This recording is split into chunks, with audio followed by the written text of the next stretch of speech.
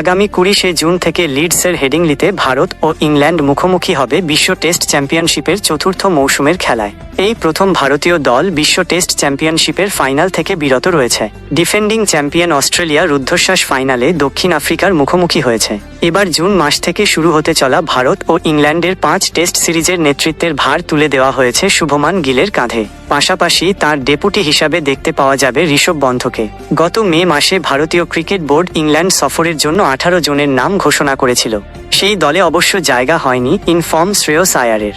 শ্রেয়স শেষবার 2024 সালে ইংল্যান্ডের বিরুদ্ধেই শেষ টেস্ট ম্যাচটি খেলেছিলেন, আর ইংল্যান্ড সিরিজের পরেই তিনি নিজের বার্ষিক চুক্তিও হারিয়েছিলেন। তবে শ্রেয়স আয়ারকে আবার ইংল্যান্ড সফরে পাঠানোর চিন্তায় রয়েছে বিসিসিআই কর্মকর্তারা। সূত্রের খবর, বিসিসিআই কর্মকর্তারা শ্রেয়সকে ব্যাকআপ খেলোয়াড় হিসেবে ধরে রেখেছে এবং তাকে ইংল্যান্ডের বিরুদ্ধে ভারতীয় স্কোয়াডে সামিল করা হবে।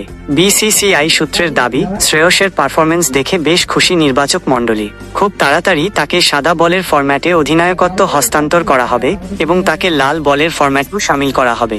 সূত্রের দাবি, ইংল্যান্ড সফরে থাকা খেলোয়াড়দের মধ্যে কেউ যদি চোট পান তাহলে তার বদলে শ্রেয়সকে অন্তর্ভুক্ত করতে পারে বিসিসিআই নির্বাচকরা।